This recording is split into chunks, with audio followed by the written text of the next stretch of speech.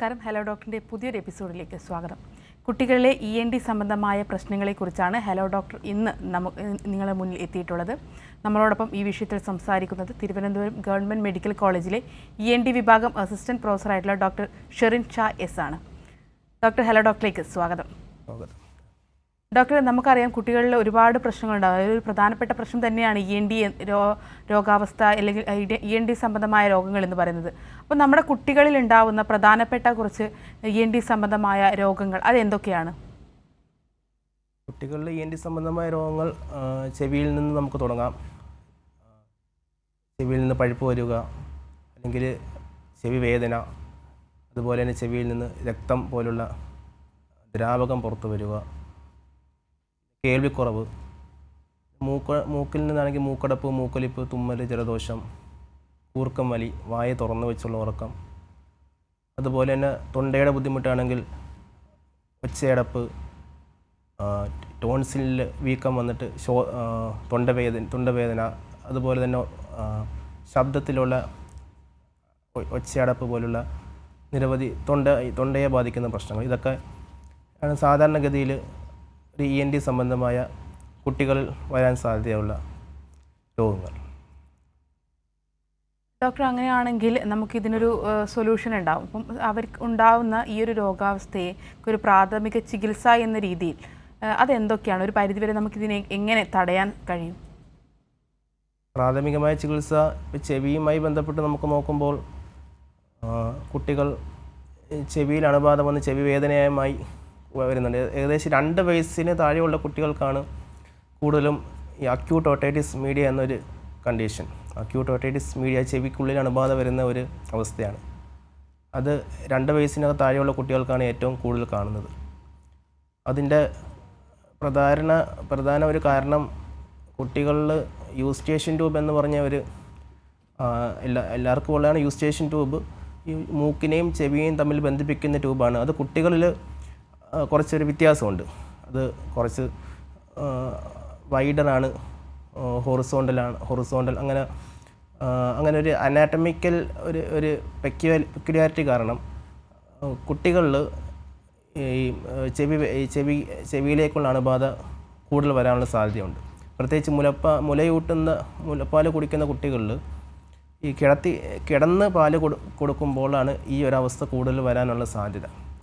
അതുപോലെ തന്നെ upper respiratory ഇൻഫെക്ഷനൊക്കെ വരുമ്പോൾ പെട്ടെന്ന് കുട്ടികൾക്കത് ചെവിയിലേക്ക് വ്യാപിക്കുകയും അത് അക്യൂട്ട് ഓട്ടൈറ്റിസ് മീഡിയ എന്നൊരു അവസ്ഥയിലേക്ക് വരാനുള്ള ഒരു സാധ്യതയുണ്ട്.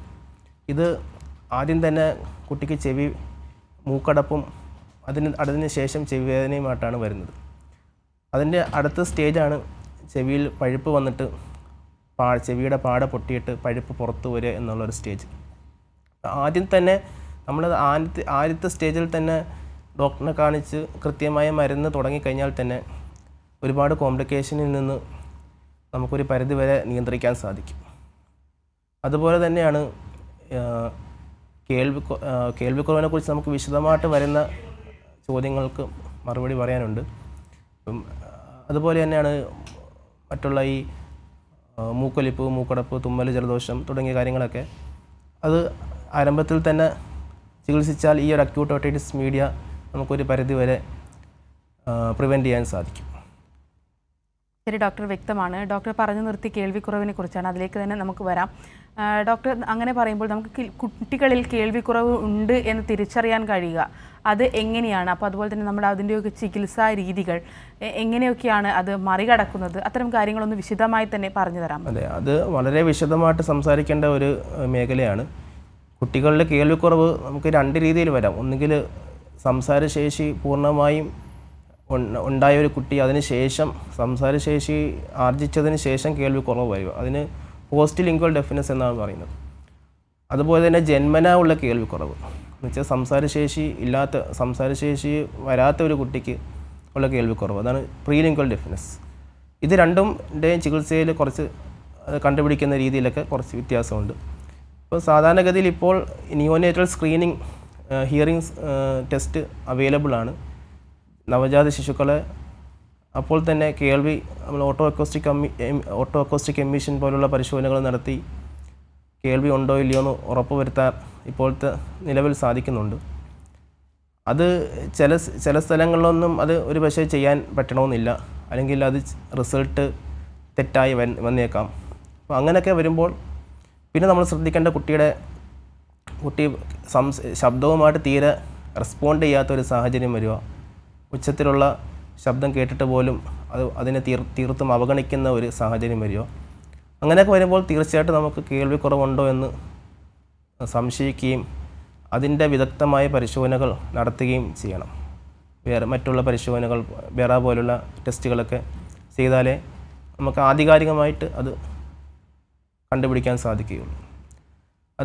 ഇതിൻ്റെ ഒരു ഏറ്റവും പ്രധാനപ്പെട്ട കാര്യം, സംസാരശേഷി നമ്മൾ ഒരു പ്രായം കഴിഞ്ഞാൽ പിന്നെ സംസാരശേഷി വരാനുള്ള സാധ്യത കുറവാണ്. അപ്പോൾ ഏറ്റവും വളരെ ഏർലി ആയിട്ട് തന്നെ, വളരെ പെട്ടെന്ന് തന്നെ ഇത് കണ്ടുപിടിക്കുകയും, പ്രത്യേകിച്ച് സെൻസിനുള്ള ഹിയറിംഗ് ലോസ്, കേൾവിയുടെ ഞരമ്പിനെ ബാധിക്കുന്ന ഹിയറിംഗ് ലോസ്, അത് വളരെ ചെറിയ ഏജിൽ തന്നെ കണ്ടുപിടിച്ച് കഴിഞ്ഞാൽ ഇന്ന് കോക്ലിയർ ഇംപ്ലാന്റേഷൻ പോലുള്ള വളരെ നൂതനമായ ചികിത്സാ രീതികളുണ്ട്. അതുപയോഗിച്ചുകൊണ്ട് അങ്ങനെയുള്ള സർജറികൾ ചെയ്തുകൊണ്ട് കുട്ടികളുടെ കേൾവി ഒരു പരിധിവരെയൊക്കെ കേൾവി കുറവ് നമുക്ക് പരിഹരിക്കാനും അതിലൂടെ തന്നെ അതിനുശേഷമുള്ള ഓഡിയോ വെർബൽ തെറാപ്പി വഴി കുട്ടിക്ക് സംസാരശേഷിയും ഒരു പരിധിവരെ ലഭിക്കുവാനും സാധിക്കും. ഡോക്ടർ, ഞാൻ ഒന്ന് ഇടപെടുകയാണ്. നമ്മളോടൊപ്പം ഇപ്പോൾ ഒരു പ്രേക്ഷകൻ കൂടി ചേരുന്നുണ്ട്. പാലക്കാട് നിന്നും ആരോമലാണ്. ആരോമൽ, ഡോക്ടറോട് ചോദിച്ചോളൂ. അങ്ങനെ 8 വയസ്സായി, ഭയങ്കരമായ കൂർക്കും വലിയാണ് നടക്കുന്നത്. അത് വലിയ ബുദ്ധിമുട്ട് പിന്നീട് ഉണ്ടാവുമോ, അതോ ഇപ്പൊ ചെറുപ്പത്തിലുള്ള അങ്ങനെയാണോ? എത്ര വയസ്സുള്ള കുട്ടിയാണ്? 7 വയസ്സ് കഴിഞ്ഞു. 7 വയസ്സുള്ള കുട്ടിക്ക് കൂർക്കം വലി ആകുമ്പോൾ നമ്മൾ ആദ്യം ശ്രദ്ധിക്കേണ്ട അഡിനോയിഡ് ഗ്രന്ഥിയുടെ വീക്കമാണ്. അഡിനോയിഡ് മൂക്കിൻ്റെ വളരെ ഉള്ളിലായിട്ട് നേസോഫാരിൻസ് എന്ന സ്ഥലത്ത് സ്ഥിതി ചെയ്യുന്ന ഒരു ഗ്രന്ഥിയാണ് അഡിനോയിഡ് ഗ്രന്ഥി.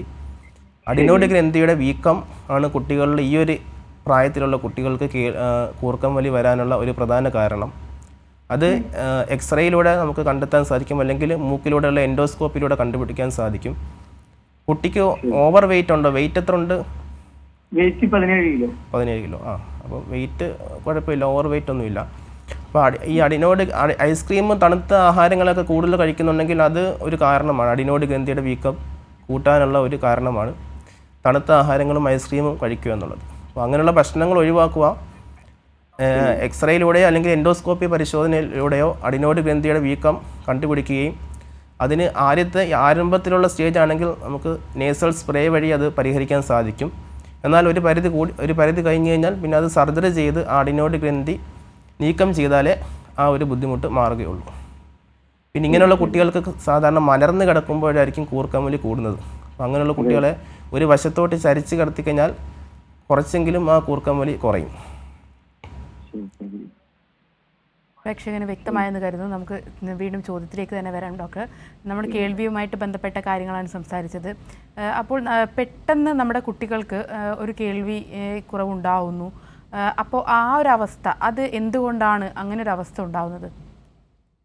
അത് ഈ സഡൻ സെൻസിനുള്ള ഹിയറിംഗ് ലോസ് എന്ന് പറയുന്ന ഒരു വിഭാഗം കേൾവി കുറവുണ്ട്. അത് കുട്ടികളിൽ അത്രയ്ക്ക് സാധാരണയല്ല, അത് കൂടുതലും മുതിർന്നവരിലാണ് അത് വരുന്നത്. പെട്ടെന്നൊരു നിമിഷം കൊണ്ട് കേൾവി കുറയുന്ന ഒരവസ്ഥ. അതിന് പല കാരണങ്ങളുമുണ്ട്. വൈറസുകളും മറ്റുള്ള പല കാരണങ്ങൾ കൊണ്ട്, അതേപോലെ ഈ തലച്ചോറിനകത്തുള്ള ട്യൂമർ കാരണം അങ്ങനെ വരാം. പക്ഷെ കുട്ടികളെ സംബന്ധിച്ച് അതിലുപരി ഞാൻ നേരത്തെ പറഞ്ഞ പോലുള്ള കേൾവിക്കുറവാണ് കൂടുതൽ വരാൻ സാധ്യതയുള്ളത്. ഈ പറഞ്ഞ പോലെ സഡൻ സെൻസിനുള്ള ഹിയറിംഗ് ലോസ്, പെട്ടെന്നൊരു നിമിഷം കൊണ്ട് കേൾവി കുറയുന്നു എന്നുള്ളത് വളരെയേറെ ഇത് ENT എമർജൻസിയാണ്. അങ്ങനൊരു അവസ്ഥ വന്നു കഴിഞ്ഞാൽ എത്രയും പെട്ടെന്ന് തന്നെ ഒരു ടെർഷറി കെയർ സെൻറ്ററിൽ പോയി കേൾവി പരിശോധിക്കുകയും ഇത് ആധികാരികമായ കേൾവി കുറവുണ്ടെന്ന് നമുക്ക് ആധികാരികമായി ടെസ്റ്റിലൂടെ കണ്ടെത്തുകയും അതിന് വളരെ പെട്ടെന്ന് തന്നെ അതിൻ്റെ ട്രീറ്റ്മെൻറ്റ് സ്റ്റീറോയിഡ്സ് സ്റ്റാർട്ട് ചെയ്യുകയും ചെയ്യണം. അങ്ങനെ ചെയ്താൽ മാത്രമേ ആ കേൾവി തിരിച്ചു കിട്ടാനുള്ള സാധ്യതയുള്ളൂ. അപ്പോൾ നമ്മൾ നേരത്തെ പറഞ്ഞ ഈ പോസ്റ്റ് ലിംഗ്വൽ ഡെഫ്നെസ് ഉണ്ട്. പോസ്റ്റ് ലിംഗ്വൽ ഡെഫ്നെസ് ഒരു കുട്ടിക്ക് കേൾവി സംസാരശേഷി ആർജിച്ചതിന് ശേഷം പിന്നീട് കേൾവി കുറവ് വരുന്നു. അത് കണ്ടുപിടിക്കാൻ അത്രയ്ക്ക് എളുപ്പമല്ല, കുട്ടി അത് പറയത്തതുമില്ല. ഇപ്പം സ്കൂളിലൊക്കെ പോകുന്ന കുട്ടികൾ പഠനത്തിൽ അല്പം പിന്നോട്ട് പോവുക, അല്ലെങ്കിൽ ക്ലാസ്സിൽ പറയുന്നതിനോട് അറ്റൻഷൻ ഇല്ലാതിരിക്കുക, വീട്ടിൽ വന്ന് TV ഒക്കെ വളരെ ഉച്ചത്തിൽ ഹൈ വോളിയത്തിൽ വെക്കുക, നമ്മൾ ചോദിക്കുന്നതിന് ചോദ്യങ്ങളോട് റെസ്പോണ്ട് ചെയ്യാതെ മാറിയിരിക്കുക, അങ്ങനെയൊക്കെയുള്ളൊരു സാഹചര്യം അങ്ങനെ ഒരു സാഹചര്യം വന്നു കഴിഞ്ഞാൽ തീർച്ചയായിട്ടും അത് കേൾവിക്കുറവ് ആവാനുള്ള ഒരു സാധ്യതയുണ്ട്. അത് നമ്മൾ വളരെ കുട്ടികൾക്ക് വേദനയൊന്നും കാണാത്തതുകൊണ്ട് അവർ ഒരുപക്ഷെ ഇത് നമ്മളോട് പറയണമെന്നില്ല. അപ്പോൾ അങ്ങനെ ഒരു കണ്ടീഷനാണ് ഈ ഈ സീറസ് ഓട്ടൈറ്റിസ് മീഡിയ പോലുള്ള അസുഖങ്ങൾ. പ്രത്യേകിച്ച് അഡിനോയിഡ് ഹൈപ്പർട്രോഫി, അഡിനോയിഡ് ഗ്രന്ഥിയുടെ വീക്കം ഒരു പരിധിവരെ കൂടിക്കഴിഞ്ഞ് കഴിഞ്ഞാൽ അത് കാരണം രണ്ട് ചെവിക്കുള്ളിൽ ഒരു ദ്രാവകം വന്ന് നിറഞ്ഞിട്ട് സീറസ് ഓട്ടൈറ്റിസ് മീഡിയ എന്ന അവസ്ഥ വരാനുള്ള സാധ്യതയുണ്ട്. അതിൻ്റെ ലക്ഷണങ്ങളാണ് ഈ പറഞ്ഞതൊക്കെ. അപ്പോൾ അങ്ങനെയുള്ളവർ നമുക്ക് കേൾവിക്കുറവുണ്ട് എന്ന് ഒരു സംശയം തോന്നിക്കഴിഞ്ഞാൽ ഉടൻ തന്നെ കേൾവി പരിശോധിക്കുക എന്നുള്ളതാണ്. കേൾവി പരിശോധനയിൽ മാത്രമേ അത് വ്യക്തമാവുകയുള്ളൂ. അതനുസരിച്ച് വളരെ ഫലപ്രദമായ ചികിത്സ ഇന്ന് നമുക്ക് ലഭ്യമാണ്. അത് ആരംഭത്തിൽ തന്നെ ചികിത്സിച്ചാൽ ഈ കേൾവിക്കുറവ് ഒരു പരിധി വരെയൊക്കെ നമുക്ക് മാറ്റാൻ സാധിക്കും. ശരി ഡോക്ടർ, വളരെ വ്യക്തമാണ്. നമ്മളോടൊപ്പം ഇപ്പോൾ മറ്റൊരു പ്രേക്ഷകൻ കൂടി ചേരുന്നുണ്ട്. തിരുവനന്തപുരത്തു നിന്നും ഷെറിനാണ്. ഷെറിൻ ഡോക്ടറോട് ചോദിച്ചോളൂ. Hello doctor. ഡോക്ടർ, കുഞ്ഞിനിപ്പോൾ 4 മാസമായി. അപ്പോൾ ഫസ്റ്റ് ജനിച്ചപ്പോൾ ഹിയറിംഗ് ടെസ്റ്റ് ചെയ്തിട്ടുണ്ടായിരുന്നു. അപ്പോൾ 2ലും പാസ്സാ കാണിച്ചത്. പക്ഷെ അത് കഴിഞ്ഞിട്ട് 45 ദിവസത്തിന് ശേഷം ഞങ്ങൾ കൊണ്ടുപോയി നോക്കിയപ്പോഴത്തേക്കും ഒരു ഇയറിൽ ഫെയിലാ കാണിച്ചത്. അന്ന് ഒരു ഇയറിന് ഒരു വാക്സിൻ്റെ ഡിസ്ചാർജ് ഉണ്ടായിരുന്നു. അപ്പോൾ അതുകൊണ്ടായിരിക്കും എന്ന് പറഞ്ഞിട്ട് അമോസിൻ്റെ മെഡിസിൻ എടുത്തായിരുന്നു. അത് കഴിഞ്ഞിട്ട് പിന്നെ ഒരു സ്മെല്ലും ഉണ്ടായിരുന്നു ആ ചെവിയിൽ. പിന്നെ ഹിയറിംഗ് ടെസ്റ്റ് ചെയ്തില്ലായിരുന്നു. അതുകൊണ്ട് കുഴപ്പം എന്തെങ്കിലും ഉണ്ടാവോ? അതെ, ഈ ഓട്ടോ അക്കോസ്റ്റിക് എമിഷനിൽ നമുക്ക് പാസ് എന്നാണ് ആദ്യം കിട്ടിയതെങ്കിൽ കേൾവി നോർമലാണ്. പക്ഷേ ചില സാഹചര്യങ്ങൾ ഈ പറഞ്ഞ പോലെ വാക്സിൻ ഒക്കെ വന്ന് അടിയുമ്പോൾ ആ ടെസ്റ്റിൽ റിസൾട്ടിനകത്ത് ചില തെറ്റുകൾ വരാൻ സാധ്യതയുണ്ട്. അപ്പോൾ ഒന്നും കൂടെ റിപ്പീറ്റ് ചെയ്ത് 1-2 മാസം കഴിഞ്ഞ് ഒന്നും കൂടെ ഒന്ന് റിപ്പീറ്റ് ചെയ്ത് നോക്കുക. റിപ്പീറ്റ് ചെയ്ത് നോക്കുമ്പം 2ഇടത്തും പാസ് എന്നുള്ളൊരു റിസൾട്ടാണ് കിട്ടുന്നതെങ്കിൽ കൂടുതൽ പരിശോധനയുടെ ആവശ്യമില്ല. നേരെ മറിച്ച് റെഫർ എന്നൊരു ഓപ്ഷനാണ് അവിടെ വരുന്നതെങ്കിൽ പിന്നെ നമുക്ക് കുറച്ചും കൂടെ ഒരു ടെർഷറി കെയർ സെൻറ്ററിൽ തന്നെ കാണിച്ച് വേറെ പോലുള്ള ടെസ്റ്റുകൾ ചെയ്യുക. അല്ലാതെ തന്നെ നമുക്കിപ്പോൾ കുട്ടിയെ നിരീക്ഷിക്കുക, ശബ്ദവുമായിട്ട് കുട്ടി പ്രതികരിക്കുന്നുണ്ടോ എന്നൊക്കെ നമുക്ക് ഒബ്സർവ് ചെയ്ത് നമുക്ക് നോക്കാൻ സാധിക്കും. എന്നാൽ അങ്ങനെയൊക്കെ ഡോക്ടർ സംസാരിച്ചോട്ടെ. ഡോക്ടർ സൗണ്ടിനോടൊക്കെ റെസ്പോണ്ട് ചെയ്യുന്നുണ്ട്. പക്ഷെ ഇപ്പം ചെവിയിൽ പിന്നെയും കിടന്ന് അതേ ചെവിയിൽ തന്നെ വീണ്ടും ഇടയ്ക്കിടയ്ക്ക് പിടിക്കുന്നുണ്ട്. അപ്പോൾ ചെവിയിൽ ഒരു പക്ഷേ വാക്സ് കാണാം. അതൊരു ENT ഡോക്ടറിൻ്റെ സഹായത്തിൽ അത് കാണിച്ച് ചെവിയുടെ ഉള്ളിൽ പരിശോധിച്ച് നോക്കിയാലേ നമുക്ക് ആധികാരികമായിട്ട് പറയാൻ സാധിക്കുകയുള്ളൂ. ചെവിക്കകത്ത് വാക്സ് പോലുള്ള ഇയർ വാക്സ് ഒക്കെ വന്നു കഴിഞ്ഞാൽ ഈ ഓട്ടോ അക്കോസ്റ്റിക് എമിഷൻ ടെസ്റ്റ് ചെയ്യുമ്പോൾ റിസൾട്ട് തെറ്റായിട്ട് വന്നേക്കാം. അപ്പോൾ അത് വാക്സ് ഉണ്ടെങ്കിൽ അത് എടുത്തിട്ട് ചെയ്ത് കഴിയുമ്പം ഇത് കറക്റ്റായിട്ട് കിട്ടും. അതുകൊണ്ട് ഒരു ENT ഡോക്ടറിൻ്റെ നേരിട്ട് കുട്ടിയെ കാണിക്കുക, അതായിരിക്കും നല്ലത്. Okay doctor, thank you. Okay, പ്രേക്ഷകന് വ്യക്തമായെന്ന് കരുതുന്നു. ഡോക്ടർ, അതുപോലെ തന്നെ ഉച്ചത്തിലുള്ള ശബ്ദങ്ങൾ കേൾക്കുന്നത് അതൊരു കുട്ടിയുടെ കേൾവി ശക്തിയെ ഏതെങ്കിലും തരത്തിൽ ബാധിക്കുന്നുണ്ടോ? അങ്ങനെയാണെങ്കിൽ എന്തൊക്കെ പ്രശ്നങ്ങളാണ് ഉണ്ടാവുന്നത്? അതെ, ഉച്ചത്തിലുള്ള ശബ്ദം നിരന്തരമായി ഒരു കുട്ടി കേൾക്കുന്നുണ്ടെങ്കിൽ അത് നോയ്സ് ഇൻഡ്യൂസ്ഡ് ഹിയറിംഗ് ലോസ് എന്ന ഒരു അവസ്ഥ ഭാവിയിൽ വരാനുള്ള സാധ്യതയുണ്ട്. അത് നമ്മൾ അങ്ങനെയുള്ള കാര്യങ്ങൾ വളരെ ശ്രദ്ധിക്കേണ്ടതാണ്. പ്രത്യേകിച്ച് ഹെഡ്സെറ്റൊക്കെ ഉപയോഗിച്ച് വളരെ ഉച്ചത്തിൽ ശബ്ദം കേൾക്കുന്ന കുട്ടികളിൽ, അത് കുട്ടികളിലല്ല മുതിർന്നവർ ആരായാലും അതൊരു പരിധിയിൽ കൂടുതൽ കണ്ടിന്യൂസ് ആയിട്ട് അങ്ങനെയുള്ള ഒരു നോയ്സ് നമ്മൾ സ്ഥിരമായിട്ട് കേൾക്കുമ്പോൾ കേൾവിയുടെ നെർവിന് ഡാമേജ് വരാനുള്ള സാധ്യതയുണ്ട്. അത് വന്നു കഴിഞ്ഞാൽ അത് റിക്കവർ ചെയ്യാനുള്ള പോസിബിലിറ്റിയും കുറവാണ്. കേൾവിക്കുറവ് തന്നെ കണ്ടക്റ്റീവ് ഹിയറിംഗ് ലോസും സെൻസീറിയൽ ഹിയറിംഗ് ലോസ് എന്ന 2 വിഭാഗമുണ്ട്.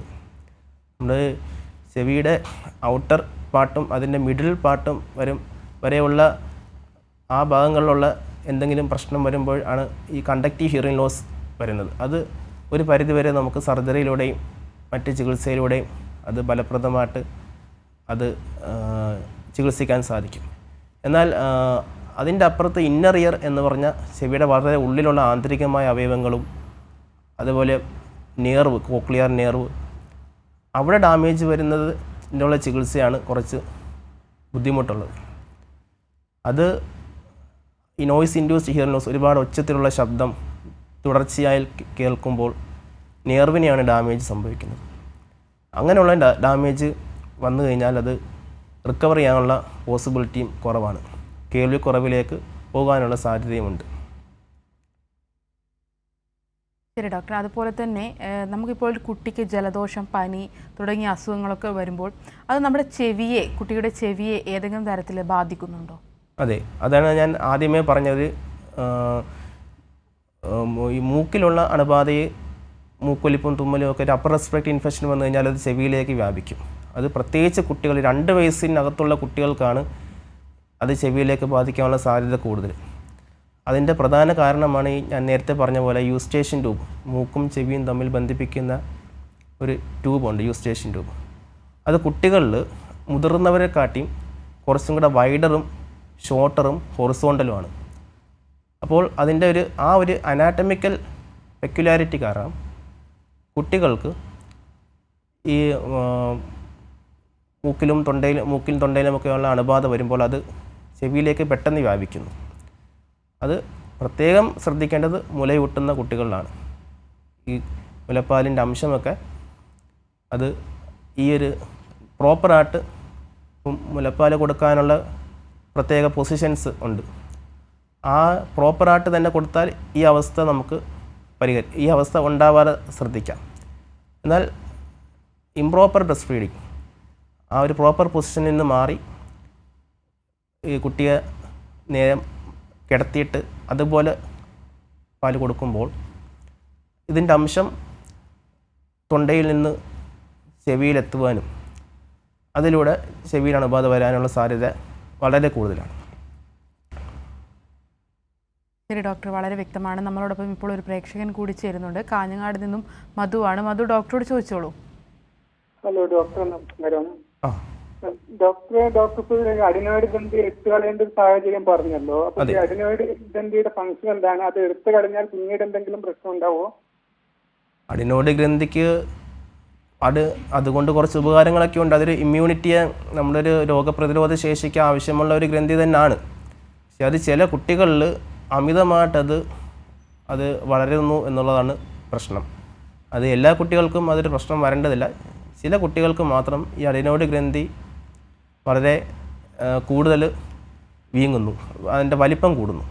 വലിപ്പം കൂടിയാലുള്ള പ്രശ്നം അത് മൂക്ക് വഴി ശ്വാസം എടുക്കുന്നതിന് തടസ്സം നിൽക്കും. കുട്ടികൾ സാധാരണഗതിയിൽ മൂക്കിലൂടെയാണ് ശ്വാസം എടുക്കുന്നത്. അപ്പോൾ മൂക്കിലൂടെ ശ്വാസം എടുക്കുന്ന കുട്ടികൾക്ക് അഡിനോയിഡ് ഗ്രന്ഥി ഒരു പരിധിയിൽ കൂടുതൽ വീങ്ങി കഴിഞ്ഞ് കഴിഞ്ഞാൽ അവർക്ക് ശ്വാസതടസ്സം അനുഭവപ്പെടുകയും അവർ വായിലൂടെ ശ്വാസം എടുക്കാൻ നിർബന്ധം അങ്ങനെ ഒരു സാഹചര്യം വരികയും ചെയ്യും. അങ്ങനെയുള്ള കുട്ടികൾക്ക് വായ തുറന്നുള്ള ഉറക്കം, ഉറങ്ങുന്ന സമയത്ത് വായ തുറന്നു വെച്ചായിരിക്കും ഉറങ്ങുന്നത്. അതുപോലെ തന്നെ കൂർക്കം വലിയും കാണും. അപ്പോൾ അതങ്ങനെ സ്ഥിരമായി വായ തുറന്നു വെച്ച് ഉറങ്ങുമ്പോൾ അത് കാരണം തന്നെ നമ്മൾ അണ്ണാക്കിൻ്റെ ഘടന മാറുന്നു, പല്ലുന്തി വരുന്നു, മുഖത്തിൻ്റെ ഷേപ്പ് മാറുന്നു. അങ്ങനെ പല വ്യത്യാസങ്ങൾ, അത് അഡിനോയിഡ് ഫേഷ്യസ് എന്നാണ് അതിനറിയപ്പെടുന്നത്. സ്ഥിരമായി കുട്ടി വായ തുറന്ന് വായക്കൂടെ ശ്വാസം എടുക്കുമ്പോൾ സംഭവിക്കുന്ന വളരെ ഗ്രാജുവലായിട്ടുള്ള കുറച്ച് ചേഞ്ചസിന് പറയുന്ന പേരാണ് അഡിനോയിഡ് ഫേഷ്യസ്. അത് വന്നു കഴിഞ്ഞാൽ ഇങ്ങനെയുള്ള ചേഞ്ചസൊക്കെ വന്നു കഴിഞ്ഞാൽ അപ്പോൾ നമുക്ക് അഡിനോയിഡ് ഗ്രന്ഥിയെ അവിടുന്ന് റിമൂവ് ചെയ്യേണ്ടി വരും. അഡിനോയിഡ് സർജറി, അത് ആദ്യമേ സർജറി അല്ലാത്ത മാർഗ്ഗങ്ങൾ ഞാൻ ആദ്യമേ പറഞ്ഞു. കുട്ടിക്ക് സ്റ്റീറോയിഡ് നേസൽ സ്പ്രേ തുടങ്ങുക, അതുപോലെ തന്നെ ഐസ്ക്രീം, തണുത്ത ഭക്ഷണങ്ങളിൽ നിന്നൊക്കെ മാറി നിൽക്കുക, അങ്ങനെയുള്ള ഭക്ഷണങ്ങൾ കൊടുക്കാതിരിക്കുക. സ്റ്റീറോയിഡ് സ്പ്രേ ഒക്കെ അടിക്കുമ്പോൾ ചില കുട്ടികൾക്ക്, നല്ലൊരു ശതമാനം കുട്ടികൾക്കും അത് സർജറി കൂടാതെ തന്നെ അത് കുറയും. എന്നാൽ ചില കുട്ടികൾക്ക് അത് സർജറി തന്നെ ചെയ്യേണ്ട സാഹചര്യം വന്നേക്കാം. അങ്ങനെ സർജറി ചെയ്ത് കഴിഞ്ഞ് കഴിഞ്ഞാൽ അവിടെ നമ്മുടെ റിസ്ക് ബെനിഫിറ്റ് നോക്കുമ്പോൾ ചെയ്യുന്നതാണ് നല്ലത് എന്ന ഒരു സാഹചര്യമാണെങ്കിൽ നമുക്ക് ചെയ്തേ പറ്റത്തുള്ളൂ. ഒഴിവാക്കാൻ പറ്റുന്ന സാഹചര്യങ്ങളുണ്ടെങ്കിൽ ഒഴിവാക്കാം. അതെല്ലാം ഒരു കുട്ടിയുടെ നമുക്കത് എല്ലാവർക്കും ജനറലൈസ് ചെയ്ത് ഇപ്പോൾ എല്ലാ കുട്ടികൾക്കും സർജറി വേണമെന്നൊരിക്കലും പറയാൻ സാധിക്കില്ല. ചില കുട്ടികൾക്കെങ്കിലും മരുന്ന് കൊണ്ട് അത് മാറുന്നുണ്ട്. മറ്റു ചില കുട്ടികൾക്ക് സർജറിയുടെ ആവശ്യം വരാറുണ്ട്. അങ്ങനെ ആവശ്യം വന്നാൽ ചെയ്യുന്നതിൽ തെറ്റൊന്നുമില്ല. ചെയ്ത് കഴിഞ്ഞ് കഴിഞ്ഞാൽ വീണ്ടും വരുമോ എന്ന് ചോദിച്ചാൽ ഒരു പക്ഷേ കുറച്ച് നാൾക്ക് ഒരു 1-2 വർഷമൊക്കെ കഴിയുമ്പോഴത്തേക്ക് വീണ്ടും അവിടെ വളരാനുള്ള സാധ്യതയുണ്ട്. എന്നാൽ ഇപ്പോഴത്തെ നൂതനമായ ഈ കോബ്ലേറ്റർ പോലുള്ള ഇൻസ്ട്രുമെൻറ്റ്സ് യൂസ് ചെയ്ത് എൻഡോസ്കോപ്പിക്കലി നമ്മൾ ചെയ്യുന്ന അഡിനോയിഡ് സർജറിയൊക്കെ ചെയ്താൽ വീണ്ടും വരാനുള്ള സാധ്യത വളരെ കുറവാണ്. പ്രേക്ഷകന് വ്യക്തമായെന്ന് കരുതുന്നു. ഡോക്ടർ, അതുപോലെ തന്നെ നമ്മുടെ കുട്ടികളിലുണ്ടാകുന്ന ടോൺസിൽ ഗ്രന്ഥിയുടെ വീക്കം, ഈ ഒരു ഇത് കാരണം നമുക്ക് കുട്ടികളിലുണ്ടാകുന്ന ബുദ്ധിമുട്ടുകൾ അത് എന്തൊക്കെയാണ്?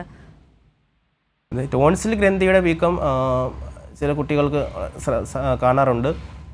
അമിതമായി വീങ്ങിയിട്ട് ഭക്ഷണം കഴിക്കാൻ ബുദ്ധിമുട്ട് വരാം, ഭക്ഷണം ഇറക്കാൻ ബുദ്ധിമുട്ട് വരാം, സ്ഥിരമായി തൊണ്ടവേദന, അത് കാരണം സ്കൂളിലൊന്നും പോകാൻ പറ്റാത്ത ഒരു സാഹചര്യം ഒക്കെ വരുന്നുണ്ട്.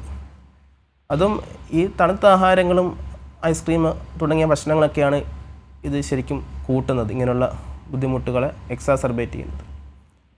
അപ്പോൾ ഇവിടെ നമുക്ക് പല രീതിയിലുള്ള ചികിത്സയുമുണ്ട്. നമുക്ക് മെഡിക്കൽ മാനേജ്മെൻ്റ് ഉണ്ട്. കൃത്യമായ ഇങ്ങനെയുള്ള ഭക്ഷണങ്ങൾ ഒഴിവാക്കുക, അതുപോലെ തന്നെ ഈ സലൈൻ ഗാർഗിൾ, ഉപ്പുവെള്ളം കൊണ്ട് തൊണ്ടയും വായയൊക്കെ കഴുകുക, ഈ മൗത്ത് വാഷ് ഉപയോഗിക്കുക, ഇതൊക്കെയാണ് അതിൻ്റെ പ്രാഥമികമായ ചികിത്സ. അതുകൂടാതെ ഒരു അക്യൂട്ട് സ്റ്റേജിൽ അക്യൂട്ട് ടോൺസിലൈറ്റിസ് പോലുള്ള സ്റ്റേജ് വന്നു കഴിഞ്ഞാൽ നമ്മൾ ആൻറ്റിബയോട്ടിക്സിൻ്റെ ആവശ്യം അവിടെ വരാറുണ്ട്. അങ്ങനെ സ്ഥിരമായിട്ടൊരു കുട്ടിക്ക് അക്യൂട്ട് ടോൺസിലൈറ്റിസ് റിക്കറൻ്റായിട്ട് ഇടയ്ക്കിടയ്ക്ക് ഇങ്ങനെ വന്നുകൊണ്ടിരിക്കുന്നു എന്നുള്ള സാഹചര്യം വന്നാൽ സർജറി ചെയ്ത് ടോൺസിൽ എടുത്ത് കളയുന്നതാണ് ഉചിതം. എല്ലാ കുട്ടികൾക്കും സർജറി വേണമെന്നല്ല പറഞ്ഞത്. ഓരോ കുട്ടിയുടെയും സാഹചര്യം അനുസരിച്ച് നമുക്ക് ചികിത്സയിൽ മാറ്റം വരാം. ചില കുട്ടികൾക്ക് മെഡിക്കൽ മാനേജ്മെൻറ്റിലൂടെ തന്നെ ബുദ്ധിമുട്ടുകൾ മാറാറുണ്ട്. എന്നാൽ മറ്റുള്ള ചിലവർക്ക് സർജറി ചെയ്ത് ആ ടോൺസിൽ ഫുള്ള് നീക്കം ചെയ്യേണ്ട സാഹചര്യവും വരാറുണ്ട്. ശരി ഡോക്ടർ, നമ്മളോടൊപ്പം ഇപ്പോൾ ഒരു പ്രേക്ഷകൻ കൂടി ചേരുന്നുണ്ട്. പാലക്കാട് നിന്നും ഷെറിനാണ്. ഷെറിൻ, ഡോക്ടറോട് ചോദിച്ചോളൂ. Hello doctor. ഈ നാക്കിൽ ഇങ്ങനെ പൂപ്പല് പോലെ കാണുന്നുണ്ട്, അത് എന്തിന്റെ ലക്ഷണമാണ്? എത്ര വയസ്സുള്ള കുട്ടിയാണ്? ആൾക്കിപ്പോ 1 വയസ്സ്. 1 വയസ്സുള്ള കുട്ടിക്ക് നാക്കിൽ പൂപ്പല് വരാം. അത് ശരിക്കും പറഞ്ഞാൽ നമുക്ക് നേരിട്ട് കണ്ടാലേ അതിനൊരു അഭിപ്രായം പറയാൻ സാധിക്കുകയുള്ളൂ. അതിനൊരു ഓയിൻമെൻ്റ് ഉണ്ട്. സാധാരണ അത് നാക്കിൽ ഓയിൻമെൻറ്റ് പുരട്ടിയാൽ അത് മാറും. അതൊന്ന് നേരിട്ടൊന്ന് ഡോക്ടറിനെ കാണിച്ച് ഉറപ്പ് വരുത്തിയതിന് ശേഷം ആ ഓയിൻമെൻറ്റ് പുരട്ടിക്കഴിഞ്ഞാൽ അത് കുറഞ്ഞോളും കേട്ടോ. ഓക്കെ. ഡോക്ടർ, അതുപോലെ തന്നെ നമ്മുടെ കുട്ടികളിൽ പലപ്പോഴും ഇടയ്ക്കിടയ്ക്ക് ശബ്ദം അടയുന്ന ഒരു പ്രശ്നങ്ങൾ ഉണ്ടാകുന്നുണ്ട്. അതെന്തുകൊണ്ടാണ്? അതെ, ഈ പ്രത്യേകിച്ച് കുട്ടികൾ ഒരുപാട് ഒച്ചത്തിലൊക്കെ സംസാരിക്കുകയും കൂവുകയും ഒക്കെ ചെയ്യുന്ന കളിക്കുന്ന സമയത്ത് ഒരുപാട് വളരെ ഒച്ചത്തിൽ കൂവുക, ഒച്ചയെടുത്ത് സംസാരിക്കുക, അങ്ങനെയൊക്കെ ചെയ്തതിന് ശേഷം ഉള്ള ഒരു ഒച്ചയടപ്പ് വരാം. അത് സ്വാഭാവികമാണ്, എല്ലാവർക്കും സ്വാഭാവികമായിട്ട് വരുന്നതാണ്.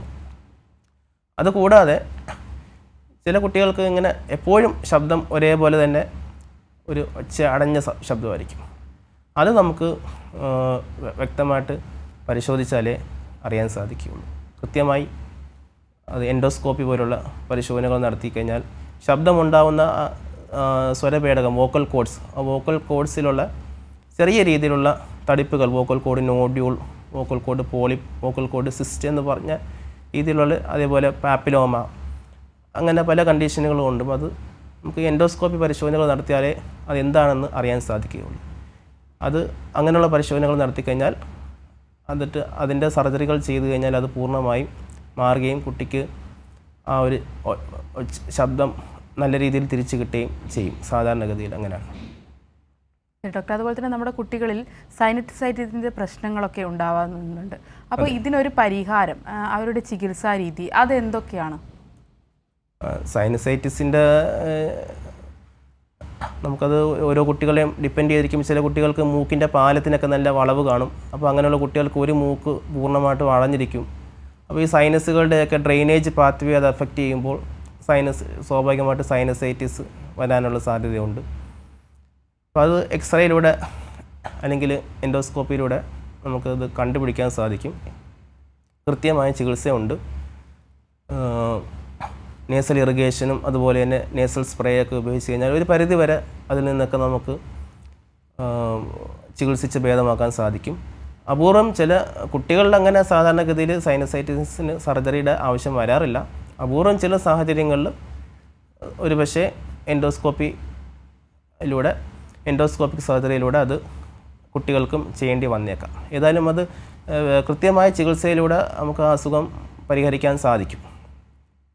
ശരി ഡോക്ടർ, വളരെ വ്യക്തമാണ്. നമ്മുടെ കുട്ടികളിലുണ്ടാവുന്ന ENT പരമായ പ്രശ്നങ്ങളെക്കുറിച്ചൊക്കെയാണ് ഇത്രയും സമയം ഹലോ ഡോക്ടർ സംസാരിച്ചത്. ഈ വിഷയത്തിൽ നമ്മളോടൊപ്പം സംസാരിക്കാനായി എത്തിയിരുന്ന തിരുവനന്തപുരം ഗവൺമെൻറ് മെഡിക്കൽ കോളേജിലെ ENT വിഭാഗം അസിസ്റ്റന്റ് പ്രൊഫസറായിട്ടുള്ള ഡോക്ടർ ഷെറിൻ ഷാ എസ് ആണ്. ഡോക്ടർ നന്ദി. ഹലോ ഡോക്ടറെ ഇന്നത്തെ സമയം ഇവിടെ അവസാനിക്കുകയാണ്.